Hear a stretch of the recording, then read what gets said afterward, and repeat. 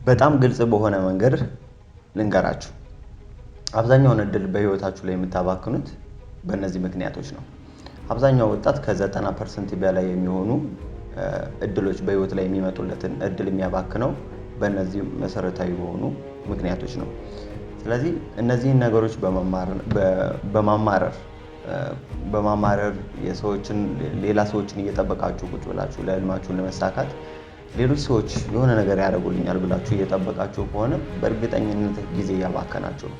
ስለዚህ እነዚህን ነገሮች በማስወገድ የምትፈልጉትን ነገር ማግኘት እንደምትችሉ እናያለን። አንደኛው በዚህ ዘመን በጣም ብዙ ወጣቶች 90% የሚሆነውን በህይወታቸው ላይ የሚያጋጥማቸው እድል የሚያመልጣቸው በዘመናዊ ባርነት ምክንያት ነው። ዘመናዊ ባርነት ብዬ የምጠራው ለምንድነው?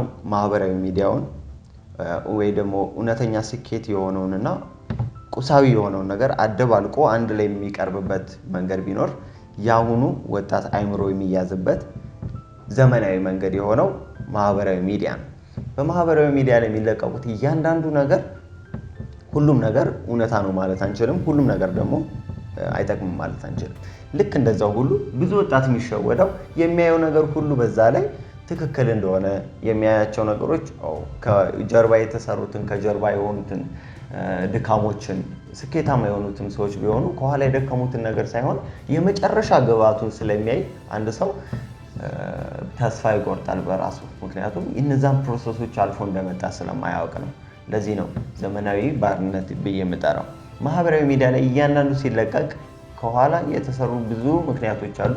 የራሳቸው ጥሩ የሆኑ ነገሮች እንዳሉ ሁሉ ግን ፕሮሰሱን አያሳዩንም። አውትፑቱን ብቻ ስለሚያሳዩን ነው ብዙ ወጣት ደግሞ የሚሸወደው። ስለዚህ በፍጹም መሸወድ የሌለባቸው እንደ ወጣት ብዬ ማምነው እኔ በግሌ ትክክለኛ ስኬታማ ሰዎችም ሆነው ወጥተውም ሲያወሩ መረዳት ያለብን ከኋላ ሊነገር የማይችል እነሱ እንኳን አብራርተውት የማይጨርሱት ሀስል አለው። እያንዳንዱ ሰው የሚያልፍበት አድካሚ ውጣ ውረድ የሚባል በህይወቱ ላይ አልፎ መጥቶ ነው ውጪ ላይ ወጥቶ የሚናገረው፣ ካሜራ ላይ ቆሞ የሚናገረው። ስለዚህ እነዚህ ነገር መረዳት ይኖርብናል። ጥሩ ነው ከስኬታቸው መማር አለብን።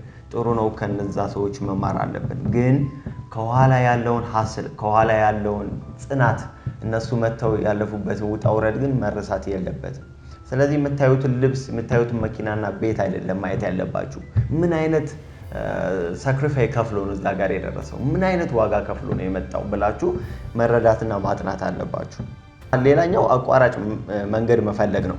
በህይወት ላይ እውነተኛ ስኪልን ከመገንባት ይልቅ ብዙ ወጣቶች የምናደርገው አቋራጭ መንገዶችን ነው የምናየው። ውጣ ውረዱን አንፈልግም።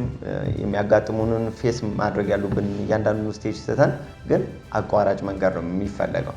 ስለዚህ አቋራጭ መፈለግ በህይወታችሁ ላይ 90% የሚሆነውን እድል እንድታባክኑ ያደርጋችኋል።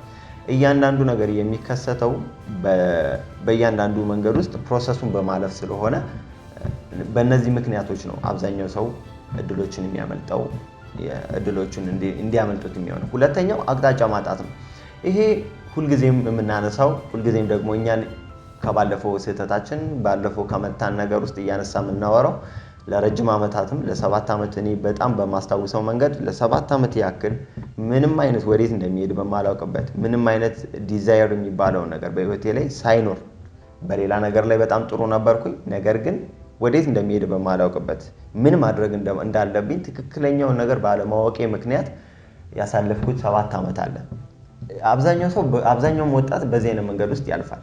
ስለዚህ ይህንን ነገር ጥርት አድርጎ ማወቅ ራሱ አንድ ራሱን የቻለ ወደ ስኬት የሚመራ መንገድ ነው ማለት ነው። ግልጽ የሆነ መንገድ የሚታያችሁ ከሌለ በህይወታችሁ ላይ ልክ ነው 100% ታዩታላችሁ ማለት አይደለም። ግን ቢያንስ በልባችሁ ሞልቶ ሌሎች ሰዎች እንኳን ላያዩት ይችላሉ። ሌሎች ሰዎች አጠገባችሁ ያሉ ሰዎች ላይረዱት ራሱ ይችላሉ። ግን እናንተ የምትሄዱበትን በልባችሁ የተወሰነ እንኳን ልትረዱት ይገባል። ወዴት መሄድ እንዳለባችሁ ማስቀመጥ 80% ነው በህይወታችሁ ላይ ለማሳካት ያላችሁ እድል። ስለዚህ የምትፈልጉትን አቅጣጫ በግልጽ ማወቅ ራሱን የቻለ ወደዛ እንድትሄዱ የሚያደርጋችሁ ወሳኝ ምዕራፍ ነው ማለት ነው። ስለዚህ አቅጣጫው ማጣት ራሱ ብዙ ሰዎች በህይወታቸው ላይ የሚፈልጉት ላይ እንዳይደርስ ያደርጋቸዋል። ሶስተኛው መሰረታዊ የሆነ ነገር የትምህርት ዓለምንና እንደ ወጣት እውነተኛው መሬት ላይ ያለውን ዓለም አለመረዳት ነው። ብዙ ተማሪ በትምህርት ውስጥ ሆኖ እንደሚያስበው ውጪ ላይ ሆኖ አፕላይ ለማድረግ ይፈልጋል። አጥንቶ እንደመፈተን የሚቆጥረው ብዙ ሰው አለ ህይወት ላይ። እንደዛ አይደለም። በህይወት ላይ ልክ ስንወርድ እያንዳንዷ ቀን እያንዳንዷ የምናሳልፋት ህልሜ ነው ብለን የገባንበት ነገር ከምንጠብቀው በላይ ሰፈር የምናደርግበት ቦታ ነው።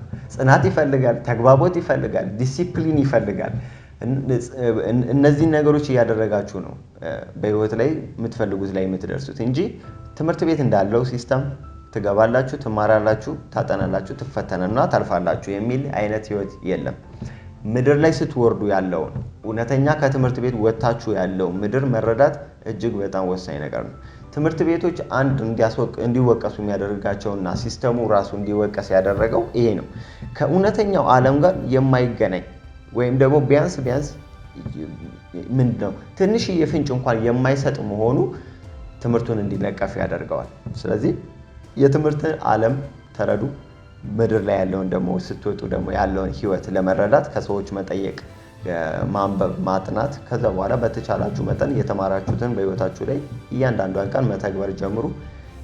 እነዚህን መፍትሄዎች እያስቀመጣችሁ አቅጣጫ ወዴት እንደምትሄዱ ማወቅ እጅግ በጣም ወሳኝ ነው። ዘመናዊ የሆኑ እነዚህን ባርነት የምንላቸውን ሶሻል ሚዲያን ለመልካም ነገር ለመጠቀም በጣም ትጉ። የውጫዊ ነገሮችን እያያችሁ ተስፋ እንዳትቆርጡ፣ ግን ፎከስድ መሆን ያለባችሁ አቅጣጫችሁ ላይ የምትደርሱበት ነገር ላይ ነው። እነዚህን አድርጉ። ከዛ በኋላ ማማከር ከፈለጋችሁ እኛን ወደኛ ኑ። በ0976 67 96 68 ላይ ደውሉልን። እኛ በግልጽ ያለውን ስቴጅ ማውራት እንችላለን፣ ማማከር እንችላለን እያለፍንበትም ስለሆነ። ስለዚህ በዚህ መንገድ የምትቸገሩ ወጣቶች ደውሉና አውሩን። እናመሰግናለን። መልካም ጊዜ ይሆንላችሁ።